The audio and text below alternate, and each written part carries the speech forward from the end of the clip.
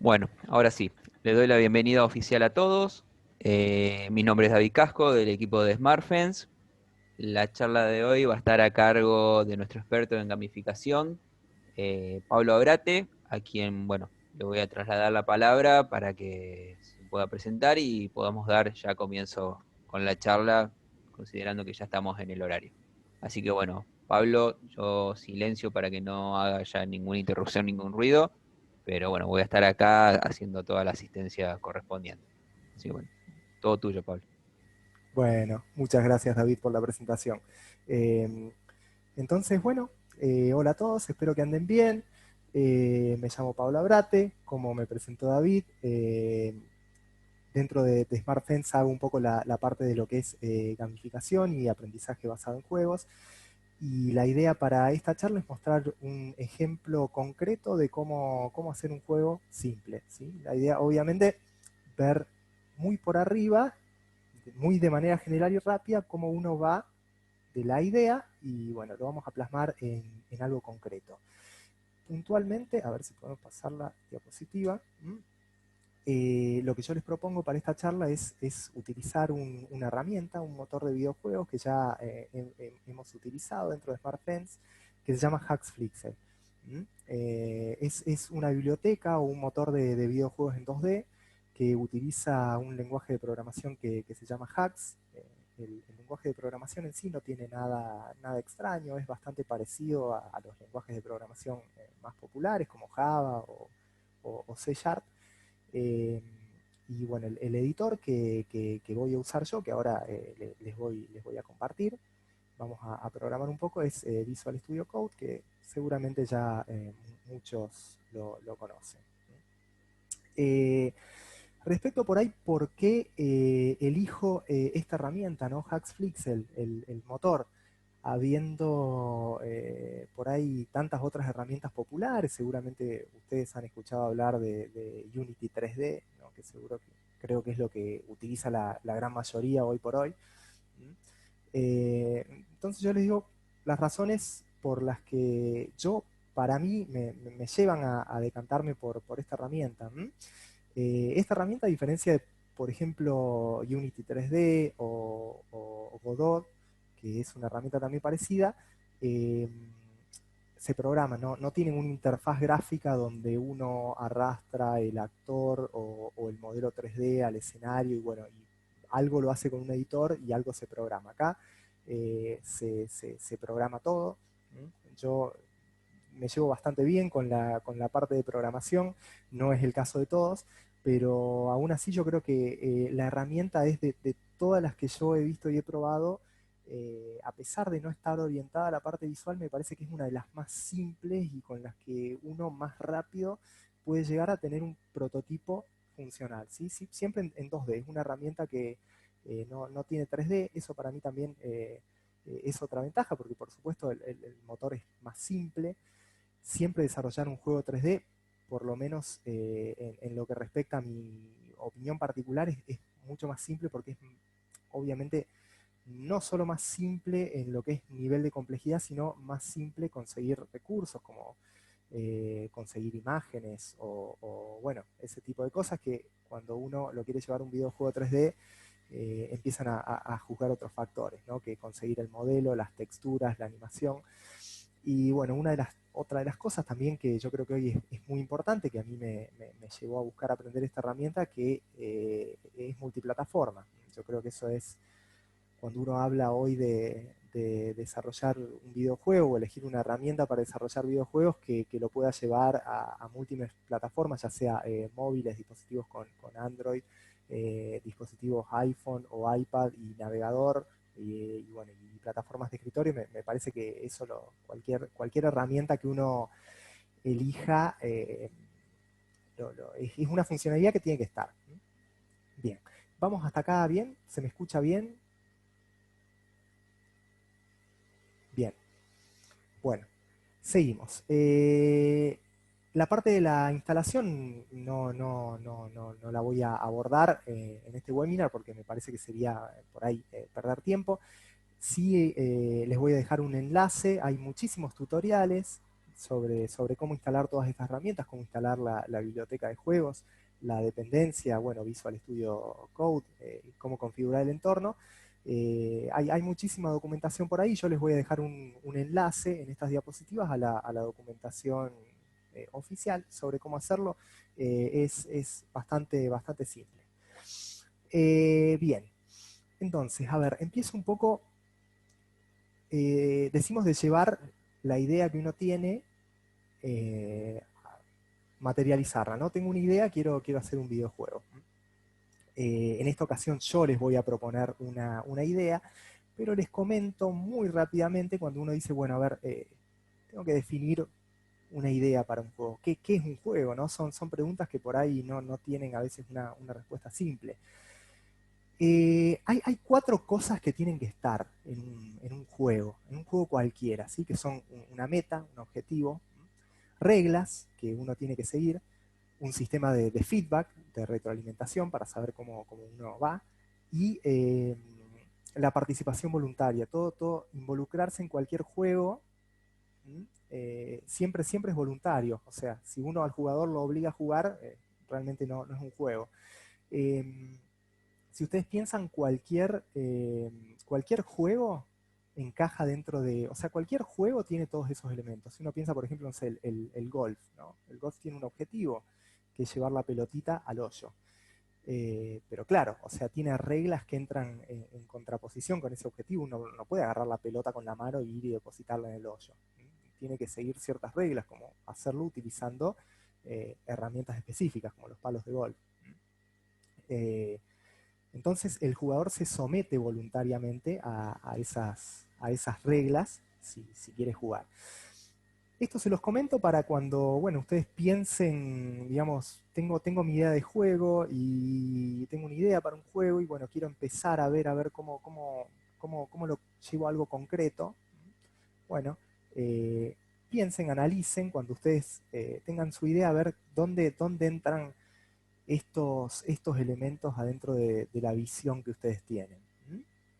Yo en este caso, para esta charla, les propongo una idea puntual. Vamos a hacer este jueguito, ¿sí? Que lo que va a hacer es el personaje, el héroe, se va a mover por la pantalla, teniendo que esquivar esas pelotas que van a ser los enemigos, aguantando la mayor cantidad de tiempo posible. ¿Sí? Van a ir apareciendo con el tiempo cada vez más pelotas, entonces va a ser cada vez más difícil esquivarlas a todas. ¿Sí? Entonces ahí tenemos el objetivo, aguantar el mayor tiempo posible. Tenemos las reglas, el personaje solamente se va a poder mover hacia los costados, y bueno, y van a ir apareciendo con el tiempo cada vez más enemigos, y bueno, ahí tenemos objetivo, reglas, y bueno, un sistema de el feedback. Vamos a ir poniendo un mensaje que diga, bueno, los puntos o cuánto tiempo aguantó el jugador, ¿sí? Bien, ¿vamos bien hasta acá? A ver si tengo...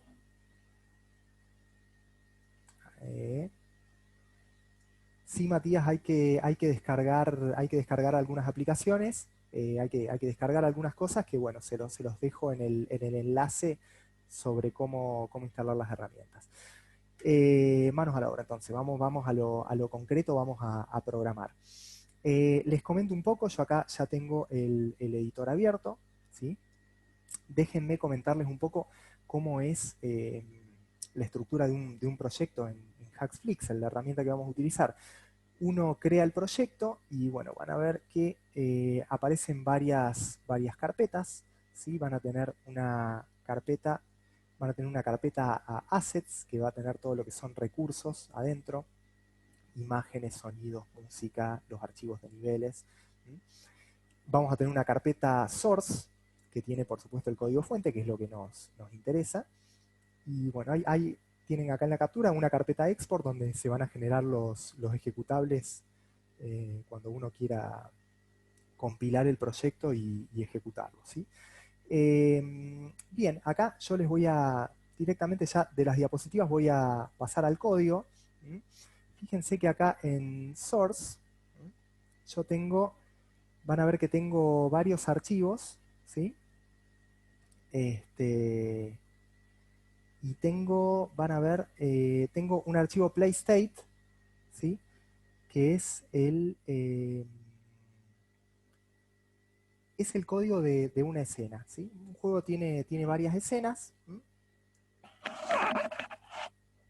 está un poquito de agua. Lo que nosotros vamos a hacer es empezar definiendo una escena del juego.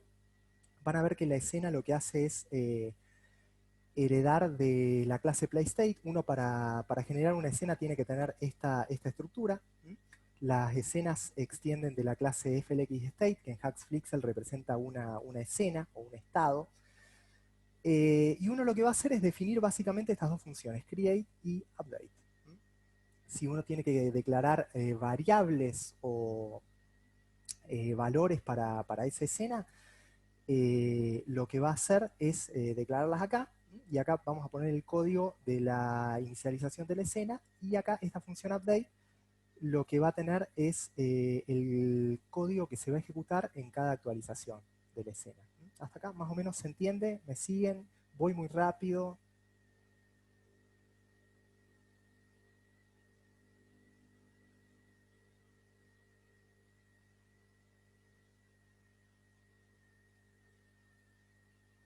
Bueno, me parece que nadie dice nada, sigo.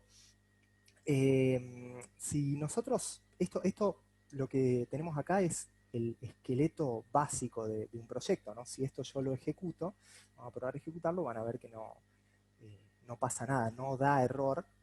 Van a ver que ahora, bueno, aparece la ventana de juego, pero obviamente que no hay nada todavía en el juego. Bueno, ahí está, ¿sí? Está la ventana, nada más, la ventana negra, no hay nada.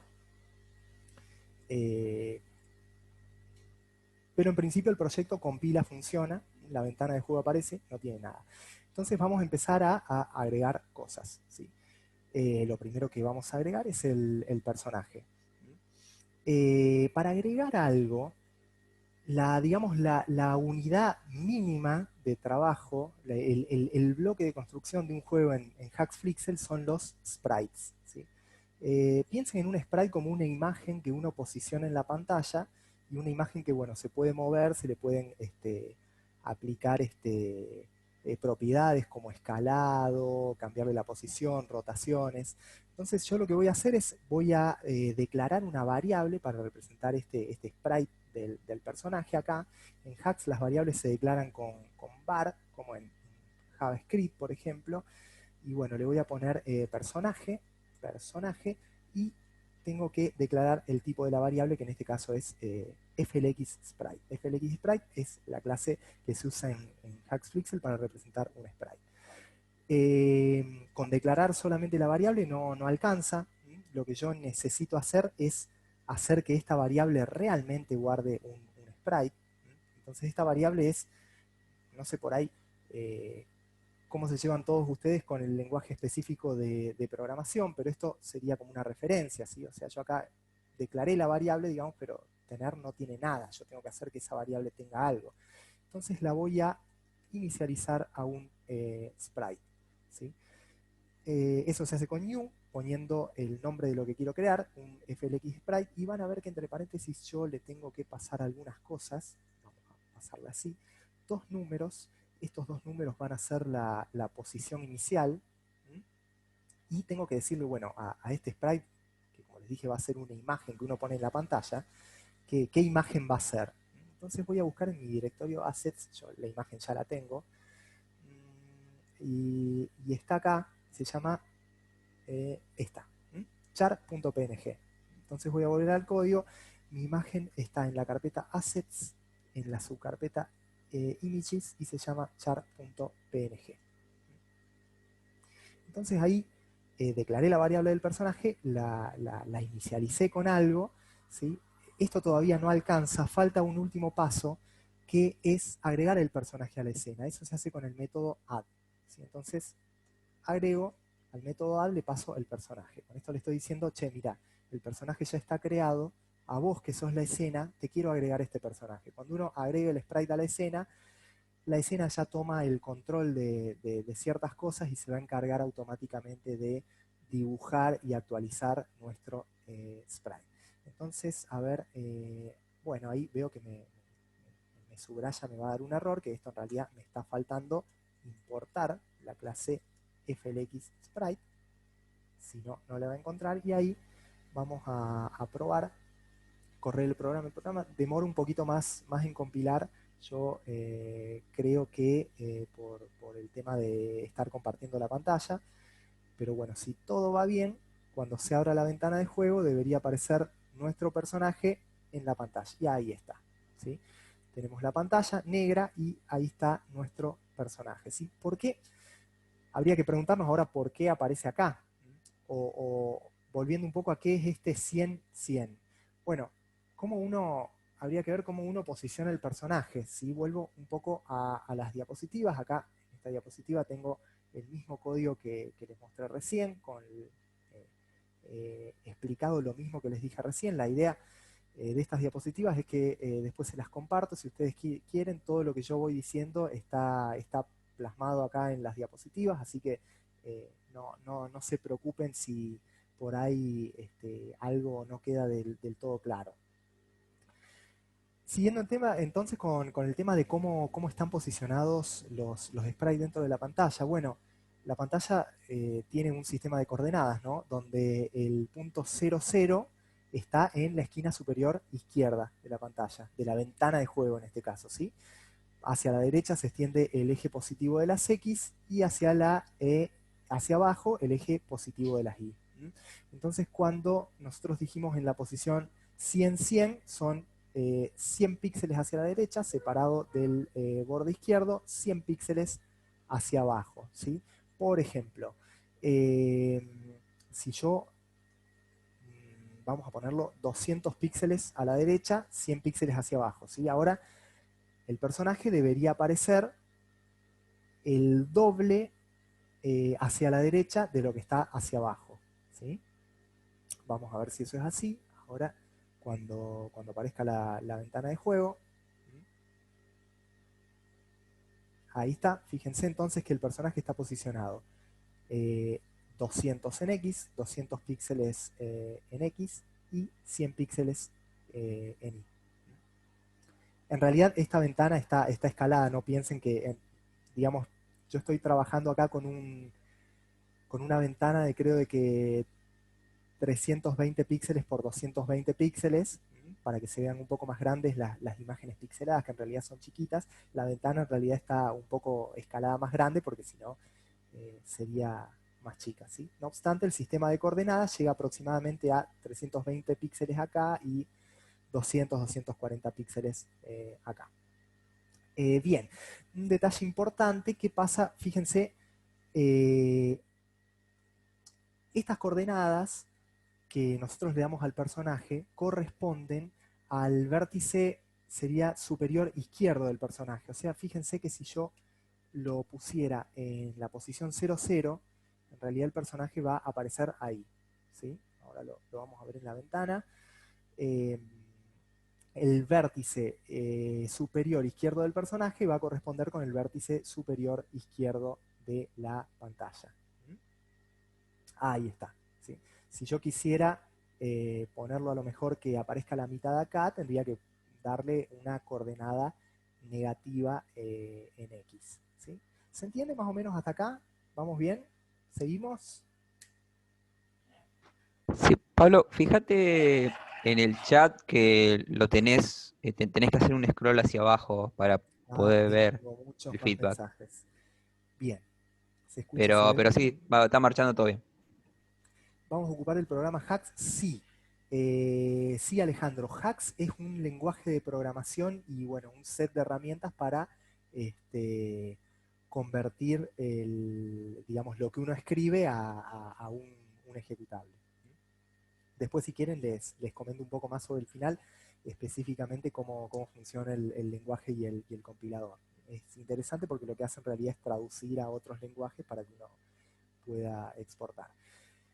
Bien, bueno, voy a tratar de ir un poco más lento. Me dicen por ahí que a lo mejor fui un poco más rápido, algunas cuestiones no quedaron del todo claras. recapitulando, ¿qué tenemos hasta acá? Tenemos la estructura básica del proyecto con una escena, agregamos al personaje, lo que seguiría ahora es darle vida al personaje. Yo les comenté acá que había un paso importante que es agregar el personaje a la escena y les dije, cuando ustedes agregan al personaje a la escena ya como que toma el control de ciertas cosas y se encarga automáticamente de actualizarlo y dibujarlo. Y eso tiene que ver con lo que les voy a mostrar ahora, que es, bueno, ya tenemos el personaje, a ver cómo se mueve. Bueno, es bastante fácil. Uno lo que puede hacer es modificar ciertas propiedades del personaje, como la aceleración o como la velocidad. Fíjense que tenemos un atributo que es la velocidad, velocity del personaje, y uno modificando la velocidad, por ejemplo, yo voy a poner velocity.x igual a 100, y van a ver que cuando yo ajusto la velocidad del sprite, ya eso va a bastar para que la escena se encargue de actualizarlo automáticamente. Van a ver ahora que se va a ejecutar y bueno, el personaje se mueve solo. Fíjense que yo cambié solamente la velocidad en X, ¿sí? Uno puede, por ejemplo, cambiar también la velocidad en Y. Podría ponerle la velocidad en Y, por ejemplo, a menos 100. ¿Sí? Fíjense una cosa, de acuerdo al sistema de coordenadas, vuelvo a la diapositiva, de acuerdo al sistema de coordenadas que planteamos, una velocidad positiva en X significa que el sprite se mueva hacia la derecha, en el eje positivo de las X. Una velocidad positiva en Y implica que el sprite se va a mover en la dirección positiva de Y, es decir, hacia abajo. ¿Sí? ¿Qué pasa si yo quiero que se mueva a la izquierda o, por ejemplo, hacia arriba? A ver, yo voy a poner el sprite más o menos en una posición central de la pantalla y le di una velocidad de 100 en X, o sea, hacia la derecha, y de menos 100 en Y. En el eje de las Y, menos 100 implicaría para arriba. Vamos a ver si el resultado se condice con lo que esperamos. Ahí está, ¿sí? Entonces el personaje se movió 100 píxeles por segundo en el eje de las X, hacia la derecha, menos 100 píxeles por segundo hacia arriba, en el eje de las Y. Entonces, asignándole velocidades en X y en Y, nosotros podemos modificar el movimiento del personaje. Entonces ya tenemos el personaje, ya lo pudimos mover, y el próximo paso sería, bueno, yo no quiero que se mueva siempre, yo quiero que se mueva cuando el usuario aprieta algo. ¿Sí? ¿Vamos bien hasta acá? Seguimos entonces con la interactividad. Tenemos el personaje. Vimos cómo mover al personaje, que haga algo que se mueva. Y bueno, el próximo paso sería ver que no se mueva solo. Que se mueva cuando el jugador aprieta algo. Entonces ahora sí, vamos, no sé, ¿visualizan bien la ventana de código acá? ¿Quieren? Puedo agrandar un poco, me parece que agrandar, a ver, agrando un poquito la fuente para que se visualice un poco mejor, ahí. Bien, ahora sí vamos a echar un poco mano de esta función update. Esta función update se ejecuta en cada actualización del juego. Si nosotros ajustar la velocidad del personaje la podemos hacer en cualquier momento. La escena se va a encargar solo de ir ajustando su posición en base a la velocidad que nosotros especificamos. Pero cuando queremos que haya cierta interacción, a ver, tienen el link en las diapositivas. Después se los comparto bien al final, Juan. Entonces decíamos, cuando uno quiere la interacción del usuario, uno en cada paso del juego, en cada actualización, va a tener que ir viendo si el usuario apretó una tecla, no apretó una tecla o qué pasó. Para ver si el usuario apretó una tecla, lo que tenemos es una estructura que es básica de la programación, que es if, para preguntar si pasó algo. Y acá lo que vamos a usar es una clase que se llama flxg, que la voy a tener que importar. Esta clase flxg es como un manejador global, una clase de ayuda global, que lo que hace es darnos acceso a todas las partes del motor del sistema.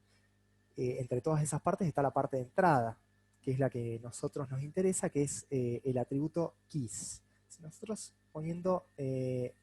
utilizando el atributo keys de esta clase de ayuda global, nos da acceso al teclado y con eso podemos, por ejemplo, preguntar si está presionada la tecla A, así, ¿sí? Entonces, fíjense, acá podemos hacer una cosa así. Si la tecla A está presionada, hacemos que la velocidad en X del personaje sea 100, ¿sí? Y bueno, si no está presionada la tecla A, podemos hacer que, no sé, la velocidad del personaje sea menos 100. ¿Qué va a pasar con esto? El personaje se va a mover, no se va a mover, se va a mover hacia un lado. Acá, esta explicación me gusta porque entra a jugar un poco la lógica, ¿no? Bueno, yo conozco las partes del motor, sé cómo preguntar por el teclado. Fíjense ahí, si aprieto la tecla A se mueve para un lado, si suelto se mueve para el otro. Bueno, en realidad el programa ahí está haciendo lo que yo le dije. ¿Sí? Ciertamente no es el comportamiento que uno esperaría, yo quisiera que se quede quieto en algún momento. ¿Sí? Pero bueno, si uno mira el código, acá yo le estoy diciendo, mirá, si la tecla A está presionada, movete con esta velocidad. Y si no, movete con esta otra velocidad. Lo que yo quisiera hacer sería algo así. Si está presionada la tecla A, movete para la derecha. Vamos a hacer así, con la D para la derecha, con la A para la izquierda. ¿Sí? ¿Cuál va a ser el problema de esto? Que si está apretada la D, yo voy a ajustar la velocidad en 100. Si está apretada la A, voy a ajustar la velocidad también en 100 píxeles, pero hacia la izquierda. Yo en ningún momento le estoy diciendo que se detenga. ¿Sí? Entonces acá lo que me faltaría es, bueno, mira, si apretás la D, dale una velocidad hacia la derecha. Si apretás la A, una velocidad hacia la izquierda. Pero si no apretaste ninguna de las dos, la velocidad en X, anulámela, que sea 0. Entonces van a ver que de esta forma, si yo aprieto una tecla, la velocidad va a ser hacia un lado. A ver, acá me dio un error. Ahí abrí dos llaves. Vamos de vuelta. Pequeño error de sintaxis. Entonces ahora yo cuando, digamos, en este código se va a ejecutar en cada paso del juego, en cada actualización. Entonces, si yo en esa actualización la tecla D está presionada, la velocidad va a ser de 100 y se va a mover hacia la derecha. Si aprieto la tecla A, se va a mover hacia la izquierda. Y bueno, si no aprieto ninguna de las dos, la velocidad va a ser 0 y el personaje se va a quedar quieto. ¿Sí? Entonces, fíjense que bueno, ya tenemos la escena un poco vacía todavía, pero tenemos al personaje. El personaje ya se mueve, bueno, pequeño detalle, yo le dije que se mueva, no le dije en ningún momento que no se podía salir de la pantalla, eso vamos a verlo ahora. ¿Cómo haría yo que el personaje no se mueva de la pantalla? Vuelvo un poco a las diapositivas. Bueno, acá tienen en las diapositivas como especificado el tema de la velocidad y el movimiento. Se puede dar velocidad en X, en Y. Se puede, con la sentencia set, pueden ajustar las dos componentes en una sola orden. Y ¿qué tendría que hacer yo para chequear que no se salga de la pantalla? Bueno, al igual que le doy velocidad en cada actualización uno tendría que controlar la coordenada X del personaje para ver que no sobrepase ciertos límites. ¿Sí? Por ejemplo, fíjense, yo voy a copiar este pedacito de código y vamos a pegarlo acá. ¿Qué es lo que hace esto? Pregunta, si la coordenada X del personaje es menos que 0, o sea, se salió de la pantalla por el borde izquierdo, lo que yo tengo que hacer es dos cosas. Anular la velocidad, decir, bueno, mira, vos venías con una velocidad de menos 100, que la velocidad sea 0, y también volver a ajustar la posición del personaje a ese borde. ¿Sí? Fíjense que ahí yo por más que aprieto la tecla, el personaje no se sale. Del otro lado sí, porque bueno, todavía eso no lo programé. ¿Sí? Entonces, para evitar que el personaje se salga de la pantalla, yo tengo que, en cada actualización, preguntar por la coordenada X, en este caso la coordenada X izquierda, y fíjense, si la coordenada X, acuérdense que la coordenada en X siempre correspondía al vértice superior izquierdo, si se salió de la pantalla, es decir, es menor a 0, yo tengo que hacer dos cosas: anular la velocidad, pero también volver a ajustar la coordenada a la última posición válida, ¿sí? Porque si no, yo me voy, digamos, lo voy a dejar de mover, pero me va a quedar un pedazo afuera de la pantalla, ¿sí? Lo mismo para la derecha. Bueno, acá, ¿qué tendría que poner yo? Ver que X no sea mayor, o sea, en el caso de que la coordenada X más el ancho del sprite sea mayor al límite de la pantalla, que en este caso estamos trabajando con 320 píxeles, lo que yo tendría que hacer es lo mismo: fijar la posición del personaje y, bueno, anular la velocidad. Acá, ¿qué podría hacer yo? Y bueno, hacer específicamente, a ver, cuál es el número, cuál es el tamaño de la pantalla y, bueno, cuánto es el ancho del personaje. Yo acá utilicé dos valores. Fíjense que a este FLXG, a esta clase, yo le puedo preguntar cuál es el tamaño de la pantalla. Eso es un poco más prolijo que poner un número 300 o 320, que uno cuando mira el código parece más arbitrario. Y también le puedo pedir al personaje cuál es su ancho. Bien, ¿cómo vamos hasta acá? Voy a dar un pequeño saltito.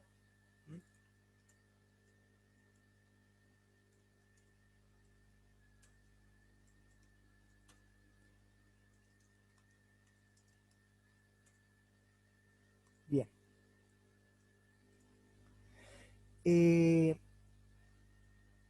En el próximo paso, esto yo ya, digamos, pegué un saltito hacia adelante en el código, yo ya lo tengo escrito, como para no perder tanto tiempo.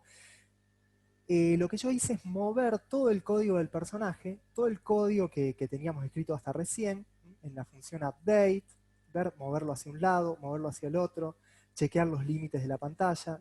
Fue moverlo hacia el personaje a su propio archivo, a su propio módulo.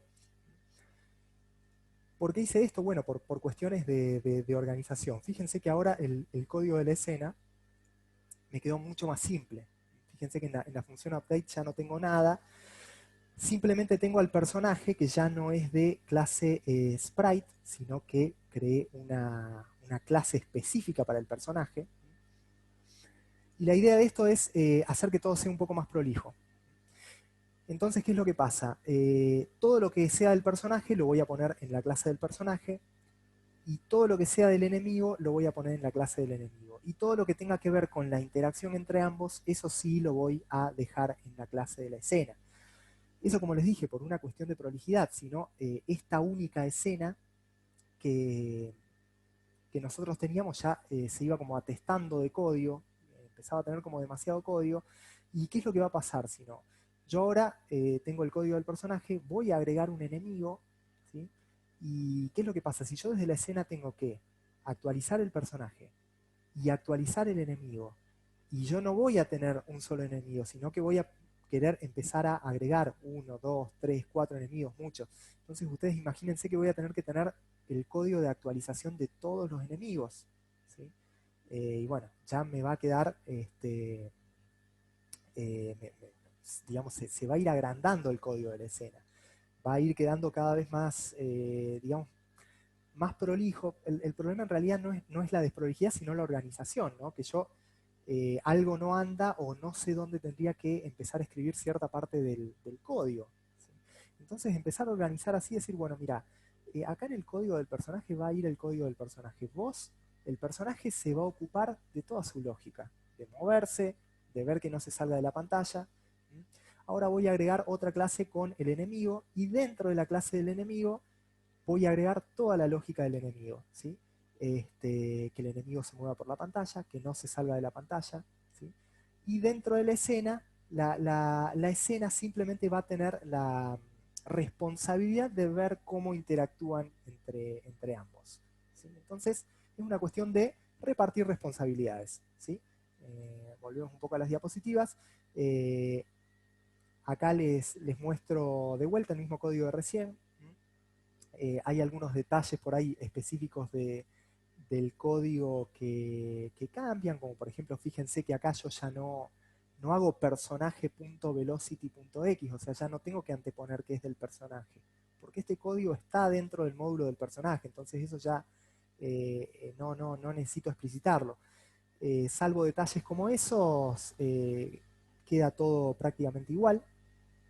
Como les decía recién, esto es una cuestión de organización para que no, digamos, no solo para que el código quede más organizado, sino para que la forma de pensar la solución, el problema, de pensar cómo va el juego, quede más organizado, ¿sí? Uno adentro de cada entidad, adentro del personaje o adentro de los enemigos, escribe el código que corresponde al personaje o al enemigo, ¿sí? Y otra cosa bueno, que por la que hago esto, que no les comenté, es que, ¿qué pasa? Yo no quiero volver a escribir el mismo código por cada enemigo que tengo. Entonces, al escribir el código sobre cómo se comporta un enemigo, yo eso lo puedo reutilizar para todos los enemigos. Es como que yo, cuando hago la clase para un enemigo, hago un molde. Todos los enemigos van a salir de ese molde. Entonces, vamos a agregar un enemigo, una pelotita, ¿sí? Van a ver que la lógica del enemigo es muy similar a la del personaje. Yo le voy a dar una velocidad en X, una velocidad en Y, y lo que tengo que hacer es, de manera similar que la que vimos, que la que hicimos para que el personaje no se salga de la pantalla, lo que yo quiero hacer es que la pelota, digamos, cuando se quiera salir del borde de la pantalla, rebote y vaya hacia el otro lado. A ver, yo voy a buscar acá. Ahí está. Entonces, fíjense, acá hice un saltito para adelante en el código. Bien, me dice Juan, estamos medio perdidos. Bien, bien. Entiendo que por ahí, si no tienen, no están familiarizados con algunos conceptos de programación, puede resultar un poco áspero. Pero bueno, traten igualmente yo creo que con que se lleven los conceptos así generales, les va a servir por lo menos para entender cómo funciona un videojuego.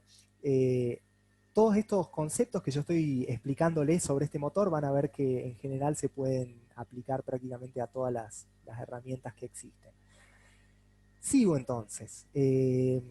Vamos a agregar la pelotita. Fíjense que bueno, la pelota yo la creé en otro archivo.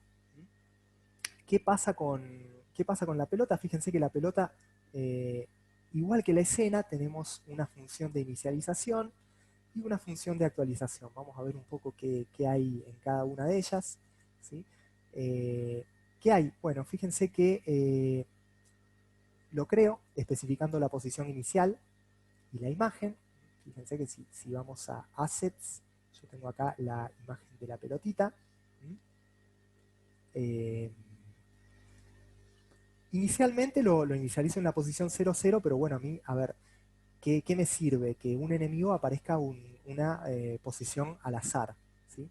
Entonces yo acá lo que hago es, tanto en X como en Y, calculo un valor random para que aparezca en cualquier lado de la pantalla, y con la velocidad lo que hago es también, ¿sí? Calculo acá un ángulo aleatorio y lo que le estoy dando acá es las componentes horizontal y vertical en base a ese ángulo, sacando el coseno y el seno. Ahí aparece un poquito de matemática, que bueno, uno por ahí cuando hace videojuegos aparecen algunos conceptos de física como lo que es velocidad y bueno, entonces, bueno, uno por ahí, imposible evitar meterse con algunos conceptos como estos, ¿no? Pero bueno, lo que estoy haciendo básicamente es eligiendo una posición al azar para la pelota y eligiendo una velocidad al azar para la pelota, ¿sí? Y en la actualización de cada pelota lo que estoy haciendo es lo mismo que con el personaje. Fíjense, pregunto si la posición en X de la pelota es menor a 0. Lo que hago es, obviamente, volverlo a ajustar, porque si se salió de la pantalla yo la tengo que volver a meter adentro, ¿sí? Pero fíjense que a diferencia del personaje, que lo que yo hacía era anularle la velocidad, lo que hago acá es invertirla. ¿Qué es lo que hace acá? Si venías con una velocidad en X de 100, tu velocidad ahora va a ser de menos 100. ¿Sí? Entonces si venías con 100 para allá y llegaste al borde, ahora vas a tener 100 para allá. ¿Sí? Rebotaste. Y lo mismo con las cuatro aristas. Vamos a ver, vamos a probar ejecutar esto, a ver qué es lo que pasa. Fíjense que el código que tengo en la escena es muy poquito. Simplemente se agrega un fondo, que es un sprite, el personaje y la pelota. Agrego las tres cosas a la escena. ¿Está? Fíjense. Seguramente a ustedes se les ve con un poquito de lag. Pero bueno, ahí tengo la pelota, tengo el personaje, ¿sí? El personaje se mueve, la pelota se mueve, el personaje no puede salir de la pantalla. ¿Sí? Entonces, por ahora, una sola pelota, ¿sí? Obviamente que si la pelota toca al personaje no pasa nada, ¿no? Porque yo en ningún momento dije que había que hacer algo. Y es lo que vamos a hacer ahora. Entonces, bueno, ya tenemos armado el personaje con esta lógica de moverse según el teclado en un módulo aparte. Tenemos armado el enemigo, la pelota, con su lógica escrita también en su módulo aparte. Una lógica similar a la del personaje, de tener una velocidad y rebotar. ¿Sí? ¿Cómo sabe la pelota que tiene que rebotar justo cuando está en el piso? Bueno, porque fíjense que yo acá le puse una coordenada específica para el piso, ¿sí? Para que justo coincida con la imagen de fondo que yo le di. ¿Sí? Entonces tenemos el personaje y la pelota independientes, y lo que necesitaríamos ahora es hacer que choquen. Entonces, el código de la escena, fíjense que nos quedó muy poquito, porque casi todo está en el módulo del personaje o en el módulo de la pelota. Lo que vamos a hacer ahora es gestionar precisamente la interacción entre ambos, utilizando acá en la escena un método que se llama overlap. A ver si me permiten, lo voy a buscar para ser más rápido. Ahí. Entonces, yendo al código, a ver, no, ahí está. ¿Qué tenemos ahora? Vamos a usar esta función, que de vuelta está en la clase FLXG, esta clase de ayuda global, que es como una clase de acceso directos a todo, a la entrada de teclado y al sistema de colisiones, que es lo que nos interesa ahora. Overlap lo que nos dice es chequear que dos cosas se choquen, en este caso el personaje, la pelota, ¿sí? Y cuando se choquen, yo acá fíjense que creé una función aparte, teníamos la función para inicializar, la función update, que se llama sola en cada paso del juego, para implementar nuestra propia lógica, y ahora creé esta función personaje choca pelota, y lo que hago acá con overlap es decirle, mira, revisa que el personaje y la pelota no se choquen, y cuando se choquen, llama a esta función.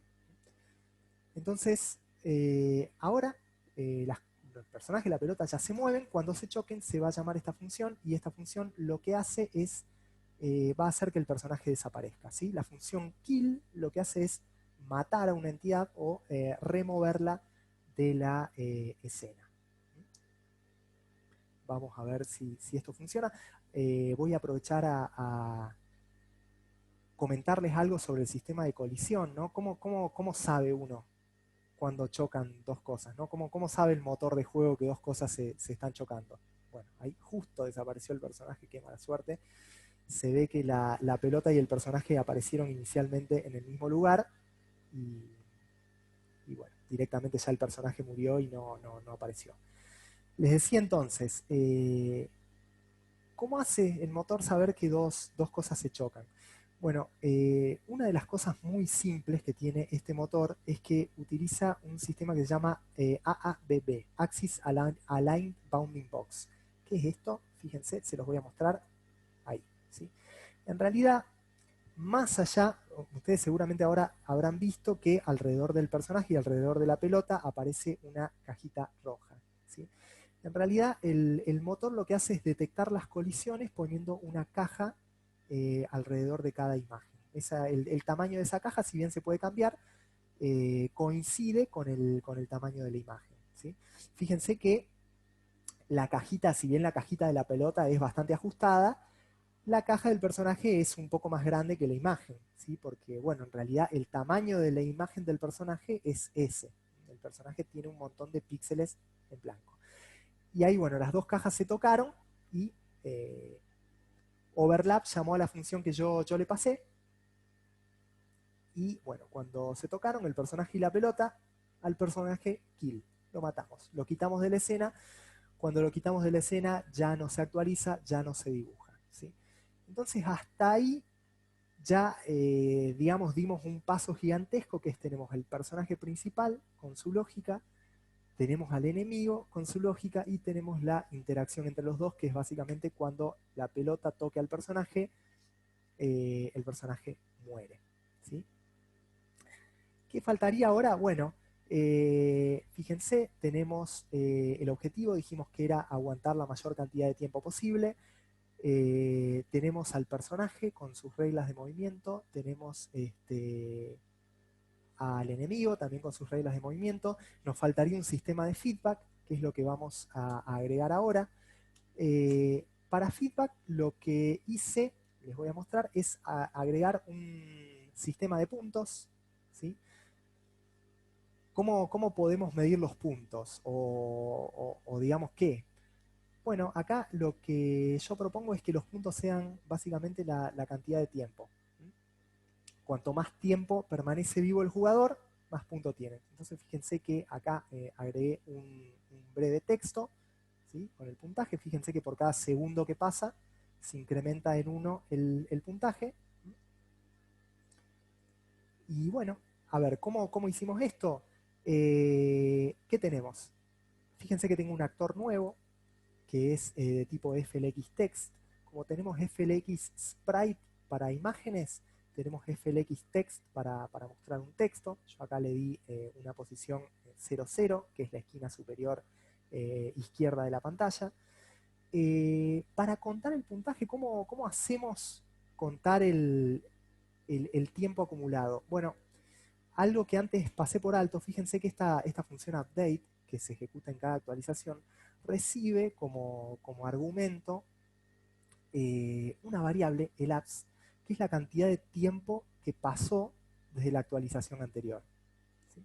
Entonces fíjense, yo acá creé también una variable, está acá abajo, puntaje, una variable de tipo float, porque bueno, esto me da el tiempo transcurrido en segundos, y obviamente segundos es una cantidad demasiado grande para medir el tiempo en videojuegos, entonces me da obviamente los segundos con coma, ¿sí? Eh, entonces yo con la cantidad transcurrida de tiempo lo que puedo ir haciendo es esto, ¿sí? Acumulándola. El puntaje es la cantidad de tiempo que transcurrió desde la última actualización más la cantidad de tiempo que transcurrió en la actualización anterior, ¿sí? Yo de esa forma voy acumulando el tiempo, ¿sí? Y así después este puntaje lo traduzco al actor de texto. Fíjense que al actor de tipo FLX Text uno puede especificarle qué texto quiere que muestre. Yo acá quiero que muestre la palabra puntaje y bueno, la variable del punto. Entonces ya prácticamente tenemos todo.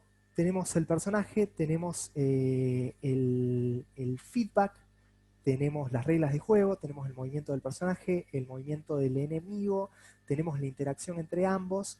El problema que tiene este juego, ¿cuál es? Que bueno, si uno... lo tengo abierto, a ver, ahí está. Yo puedo seguir jugando así una cantidad de tiempo arbitrariamente grande, ¿sí? Porque, bueno, no, tengo una sola pelota, la verdad que no se me estaría haciendo más difícil el juego como para que yo en algún momento pierda, ¿sí? Entonces, eh, el último paso sería, bueno, a ver cómo agregamos más enemigos, ¿sí? Bueno, para agregar más enemigos, y cómo manejamos todos los enemigos juntos, ¿no? Porque ahí tenemos una sola variable con un enemigo, estamos hablando de tener muchas. Gran parte de esa lógica ya la implementamos moviendo todo el código de la pelota a su propio módulo. ¿Sí? Yo les comenté antes que moviendo el código de la pelota a su propio módulo era como que nosotros ya estábamos haciendo un molde. ¿Sí? Nosotros esta clase que hicimos para la pelota, acá dice cómo se tiene que mover una pelota cualquiera. Por eso, fíjense que la posición es al azar, la velocidad es al azar. ¿Sí? Esto está hecho para que uno pueda como copiar pelotas. ¿Sí? Entonces, desde la escena lo que vamos a hacer es generar muchas. Total, cada vez que creemos una pelota, va a aparecer con una velocidad al azar, va a aparecer con una posición al azar. ¿Sí? Entonces, desde la escena, a ver, ¿qué tendríamos que hacer? Bueno, primero, ver cómo manejamos varias pelotas y ver cómo hacemos que se vayan agregando cada vez más pelotas con el tiempo. ¿Sí? Y eso se hace con otra clase más, con otra herramienta más que son los grupos. ¿Sí? El grupo es precisamente eso, es como una lista, como una bolsa de entidades que se comportan como una sola, pensémoslo así. ¿Sí? Una escena, esta escena de juego que nosotros hicimos es un grupo en cierta forma, en el sentido que es decir, es un conjunto de entidades. Un grupo es a su vez un conjunto que contiene, es una entidad que contiene otras entidades. Entonces uno puede crear el grupo así, como si fuera otra entidad, y agregar a ese grupo las pelotas.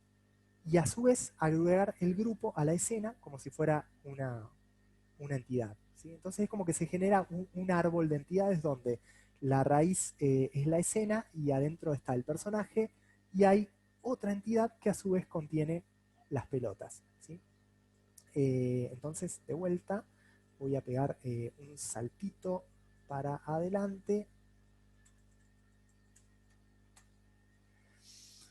Fíjense, yo para agregar más pelotas no necesito tocar nada de cómo ya está implementado las pelotas, la entidad de la pelota.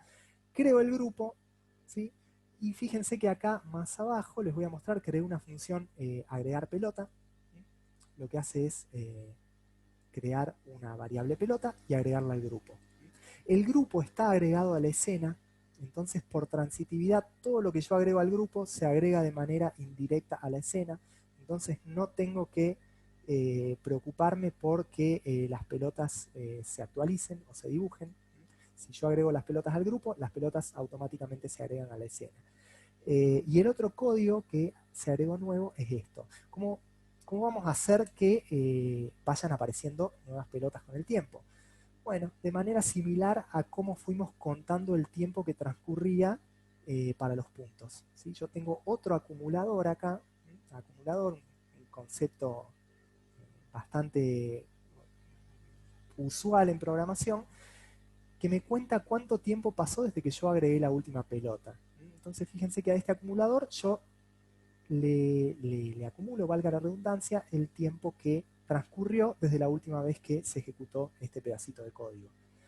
Cuando ese tiempo es igual a 3 o mayor a 3, yo llamo a agregar una nueva pelota y agrego otra pelota. ¿Sí? Y bueno, vuelvo a poner el tiempo a 0 porque a mí me interesa conocer de vuelta cuándo volvieron a transcurrir 3 segundos. ¿Sí?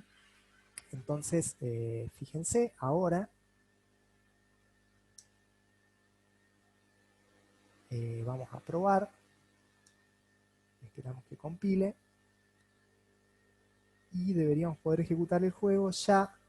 Bueno, fíjense, en principio no hay nada. Pasan 3 segundos y aparece una pelota. Pasan 6 y aparece otra. ¿Sí? Pasan 9 y así cada 3 segundos aparece una pelota. Y fíjense que acá ya tenemos prácticamente un juego bastante armado donde con una cantidad mayor de pelotas se complica muchísimo más esquivar. Bueno, ahí ya no pude, aguanté 27 segundos. Entonces ya con esto tenemos todos los elementos por lo menos principales bueno, la idea que habíamos planteado al principio, que era que el personaje se mueva por la pantalla esquivando las pelotas durante la mayor cantidad de tiempo posible. Bueno, ¿qué más se puede hacer hasta acá? Bueno, muchísimas, muchísimas cosas. A ver, vamos a mostrarle. A ver, vamos a ver acá. Ahí está. No se preocupen, en la diapositiva les voy a dejar también un enlace para que puedan probar el juego en el navegador. No lo voy a correr ahora en el navegador porque me parece que compilándolo acá va a correr un poquito más rápido, teniendo en cuenta que compartir la pantalla enlentece un poco las cosas. Fíjense, entonces acá, fíjense, el personaje tiene animaciones, las pelotas están animadas, fíjense que hacen una breve animación cuando aparecen. ¿Qué más se puede agregar? Bueno, agregué también una lógica para poder saltarlas, si no, moverse para los costados es un poco difícil. El salto también se hace manipulando la velocidad. Nosotros hasta ahora manipulamos la velocidad en X, ¿sí? Pero bueno, también se puede hacer con la velocidad en Y, también con la aceleración, porque implementar un efecto de gravedad, la gravedad es básicamente aceleración hacia abajo. Fíjense que bueno, ahora complicado, pero por ahí saltando tengo bueno, también una pequeña animación para cuando el personaje muere. Son básicamente detallecitos. La animación se puede implementar con... no lo estoy pudiendo abrir ahí. Bueno, no me muestra. Las animaciones se pueden implementar como, digamos, un conjunto, una imagen que tiene varias imágenes. Y bueno, fíjense cómo en más o menos una hora, dejando de lado todos los pequeños detallecitos, pudimos, bueno, ver cuáles eran los componentes básicos de un juego, plantear una idea a partir de esos componentes básicos y bueno, obviamente conociendo sobre el motor, llevar esa idea a la implementación con esta herramienta que yo considero que por lo menos personalmente para mí es una de las más simples, si bien requiere conocer un poquito de programación, me parece de las más rápidas para llevar una idea a un prototipo. Así que bueno, esto sería todo. Les agradezco mucho que se hayan tomado el tiempo de conectarse. Agradezco, por supuesto, a la gente de SmartFence por haberme dado este espacio y bueno, por siempre apoyar este tipo de iniciativas y proyectos. Gracias David, copiloto. Y bueno, quedo a disposición de ustedes. Vamos a abrir la ventanita de chat. Si ahora sí quieren plantear dudas o quieren, no sé, quieren que profundicemos en algo o ver algo más específico. Sí, entiendo que van a tener acceso a la grabación. Estas diapositivas, yo bueno, ya se las pasé a David para que se las comparta a ustedes. En las diapositivas tienen enlaces a todo, tienen enlaces al repositorio del código. Si por ahí tampoco entendieron demasiado pero quieren jugar, tienen el enlace al juego para que lo puedan probar en el navegador, por lo menos para viciar un ratito. Aprovecho, a ver, saco... Les voy mostrando, me habían por ahí preguntado por los enlaces de descargas. Les comento, les voy a mostrar la página de la herramienta, hacksflixel.com. Esta es la página. En realidad no van a descargar nada de acá, pero bueno, es la página de presentación del motor. Tienen acá en la parte de demos, van a ver, ven un montón de cosas. Son demos de lo que se puede hacer con la herramienta. Demos que por supuesto vienen acompañadas de código, por ejemplo, un invaders, un breakout, un Arkanoid. Tienen, por ejemplo, acá en la parte de Showcase proyectos realmente serios que fueron hechos con esta herramienta. Puntualmente, con el tema de la instalación, en hacks.org tienen los instaladores bueno, el lenguaje, el compilador y el set de herramientas. Les comento que cuando ustedes descargan Hacks, eh, Hacks viene con su propio gestor de paquetes. Entonces, a partir de ese mismo gestor de paquetes van a instalar todas las herramientas que necesitan, digamos.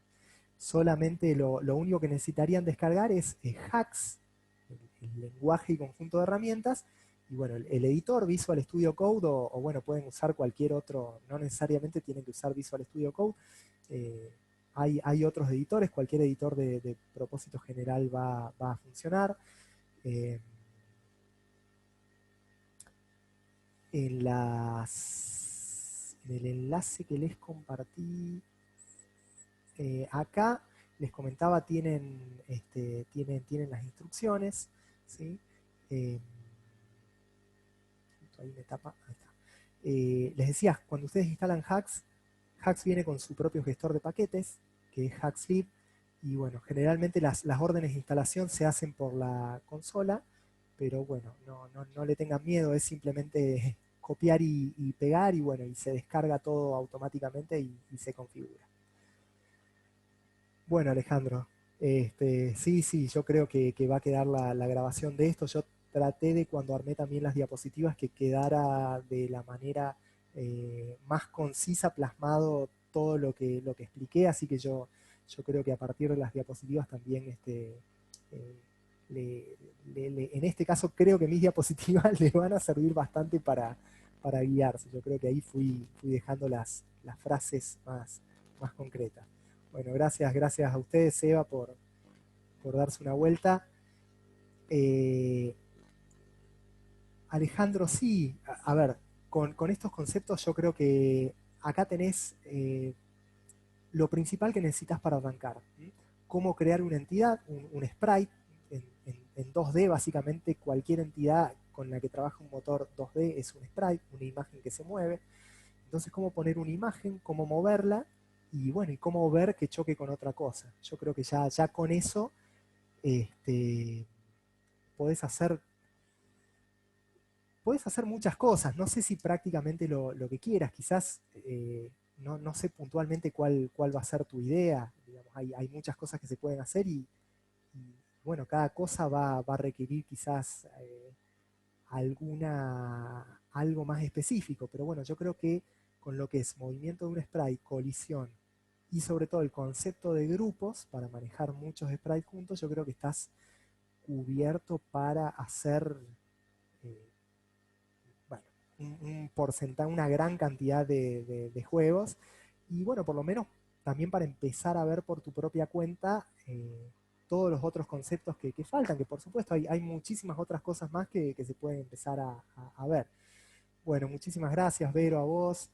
Bueno, Camila, espero que no sé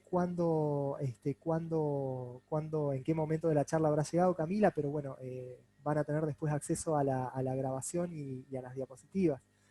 Bueno, gracias Fer, gracias a ustedes por de vuelta, por no solo por este espacio, sino por, yo realmente soy muy creyente de esto y creyente del valor educativo y formativo que tienen los videojuegos, no solo en lo educativo, sino también como herramienta para el cambio social. Así que bueno, valoro muchísimo que no solo que me den estos espacios, sino que realmente desde SmartFence se apueste a los videojuegos como herramienta para el cambio social. Bueno, muchas gracias Pablo, la verdad que muy interesante la charla y muy didáctica como siempre, que la verdad que te pedimos una explicación o una consulta o algo, la verdad muy didáctico. Voy a aprovechar, ya que estamos en el chat, le voy a dejar el link al último trabajo de Pablo que realizó para SmartFence, que es Las aventuras de Guppy. Que bueno, es un videojuego aprovechando un poco el pie que dio Pablo, en donde, bueno, la idea es que aprendan a distinguir lo que puede ser una URL o una dirección web sospechosa de lo que puede ser una verdadera. Y mediante un juego en este caso el de Guppy, se intenta, bueno, dar algunos ejemplos y enseñar algunos pequeños tips como para que puedan aprender ese tipo de cosas. No sé, Pablo, si lo querés abrir, mostrar algo, o no Vamos, importa, queda ahí. vamos a... Ya que estamos, lo podemos mostrar. Ahí está.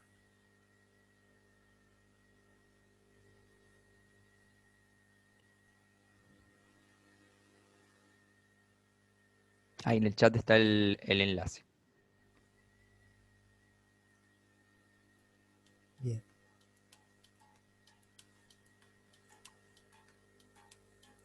Fíjense entonces, bueno, aprovecho a juntar un poco lo que comentaba David con los conceptos que fuimos viendo hoy, ¿no? Tenemos al personaje. La idea del juego es empezar a aprender a identificar patrones que hacen que una URL parezca sospechosa, ¿no? Entonces, Guppy, el personaje, lo que va a hacer es querer comerse a estas medusas, que son su platillo favorito. Pero claro, cada medusa le va a presentar. Yo no sé si ahí me escuchan bien o está. A ver, voy a pausar el sonido porque si no. Cada medusa le va a presentar una URL que Guppy tiene que decidir si es válida o no. Entonces, esta URL que, por ejemplo, presenta esta medusa es ebay.com. Bien, es una URL genuina. Entonces, vamos a darle OK y nos comemos a la medusa. ¿Sí? Eh, vamos a ver. Bueno, esta claramente parece un poco sospechosa por esta dirección de IP. Entonces, esta me parece que no es genuina, pero bueno, yo le voy a dar que sí, igual a ver qué pasa. Y sac. Nos pescaron y bueno, perdimos una vida. Y estamos acompañados por otro personaje que es un pez sabio que nos va a ir explicando, que nos va a ir dando pistas, nos va a ir explicando por qué por ejemplo, en el caso de la URL de recién, que era maliciosa, explicarnos por qué. Y también le podemos pedir ayuda, por ejemplo, para esta URL, qué es lo que pasará, será, no será, mirar con atención. Entonces les decía, fíjense que acá tenemos la mayoría de los conceptos de los que hablamos recién. Tenemos movimiento. Yo lo que estoy haciendo es, bueno, cuando yo hago clic, le doy una velocidad en X y en Y a Guppy para que se mueva hasta donde yo hice clic. ¿Sí? ¿Qué es lo que pasa? Bueno, yo cuando estoy tocando, yo tengo que ver el tema de las colisiones también. Cuando estoy tocando una medusa, tengo que hacer que aparezca el cuadro de diálogo. Y encima no tengo una medusa, sino que tengo varias. ¿Sí? Entonces, la detección de colisiones yo la tengo que hacer no contra una, sino contra un grupo. Ver con cuál de todas esas yo estoy chocando. Y cuando no estoy chocando con ninguna, directamente sacar el cuadro de mensaje. Fíjense que más allá de las animaciones que también tiene, para que la cosa sea un poco más dinámica, fíjense que los enemigos también tienen un leve movimiento hacia arriba y hacia abajo. Guppy tampoco se queda del todo quieto, tiene ahí un leve movimiento en el lugar porque está dentro del agua. Bueno, hay un montón de otros detallecitos. ¿Sí? Esta en realidad no es buena y esta le voy a dar que sí, pero en realidad era una URL maliciosa. Entonces cuando yo termino la ronda, comí a todas las medusas, si me quedan vidas, se me presenta un breve feedback de cada una de las URLs, cuáles estaban bien, cuáles contesté mal y qué es lo que pasaba con cada una. Y bueno, puedo pasar a la siguiente ronda. Bueno, surgieron algunas preguntas al ver a Guppy. Vamos. Bueno, ahí a Alejandro no le aparecen los enlaces. Ahí, bueno, ahí arriba lo podés ver, ahí en la pantalla de Pablo. Se ve guppy-adventures.smartfence.com. Y ahí, Bueno, Juan, bueno, sí, Juan preguntabas por los sprites. sí, se pueden consumir de forma remota. Sí, sí, sí, sí. De hecho, esto, digamos, cuando uno tiene el juego corriendo en la web, el juego está básicamente alojado en un servicio estático. ¿Sí? Entonces, bueno, el HTML, el JavaScript del juego y todos los recursos se consumen de manera remota, ¿sí?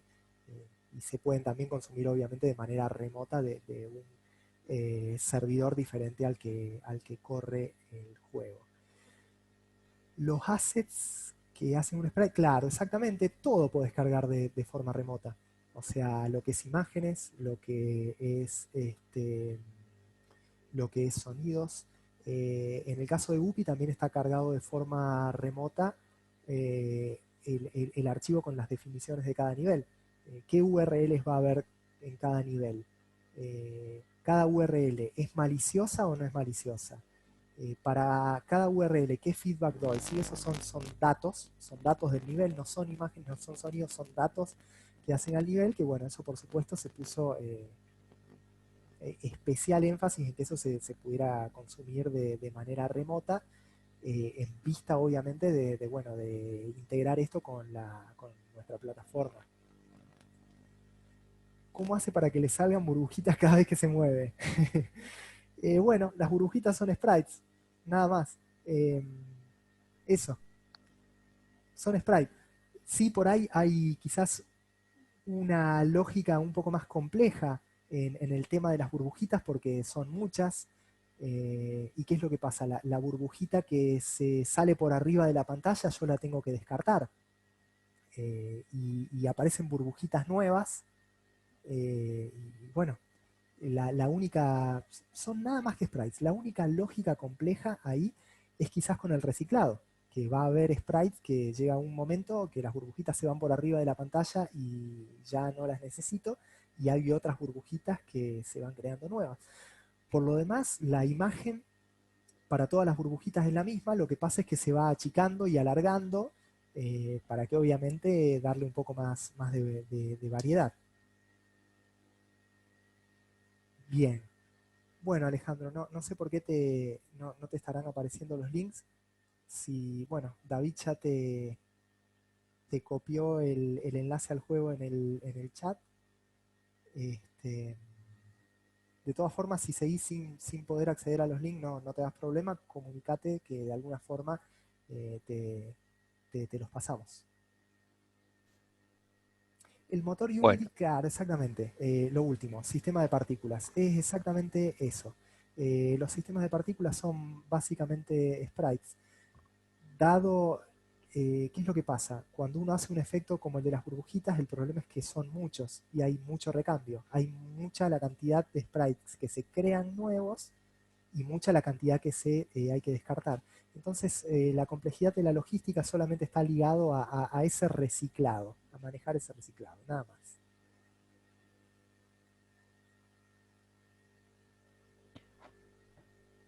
bueno, vamos a dar por concluido, no sé si queda alguna pregunta, pero yo creo que ya Guppy desató una ola así de preguntas nuevas. Pero bueno, vamos a dar por terminada la charla si no tienen más ninguna pregunta. Ya que estamos, les voy a pasar los enlaces y el nombre del próximo webinar, que en este caso lo va a dar Cristian Borguelo, que tiene que ver con lo que tiene que ver con la pandemia y el teletrabajo y el trabajo remoto y bueno, todos los peligros que esto acarrea. Así que bueno, ahí le paso el enlace, de todas maneras se lo vamos a incluir después, luego para el que le interese. Si no, nosotros siempre le aconsejamos que bueno, que nos sigan tanto en Twitter como en LinkedIn, que ahí vamos publicando desde artículos de interés hasta, bueno, lo que tiene que ver todas estas actividades que estamos haciendo. Todo lo que nosotros realizamos y vamos lanzando, se va comunicando a través de nuestras redes sociales, que son, bueno, @smartfence, tanto en LinkedIn como en Twitter. Esas son las dos principales redes sociales que tenemos. Sí, las diapositivas se van a pasar. Y los enlaces también. Vamos a estar armando todo posiblemente en el día de mañana. Eh, Así que bueno, yo le agradezco la presencia una vez más a mi compañero de SmartFence, eh, Pablo, que dio bueno, un webinar, la verdad me gustó mucho. Espero que le haya gustado a todos igual y nos vemos en la próxima. Bueno, gracias a todos, seguiremos en contacto. Me alegro mucho que les haya gustado.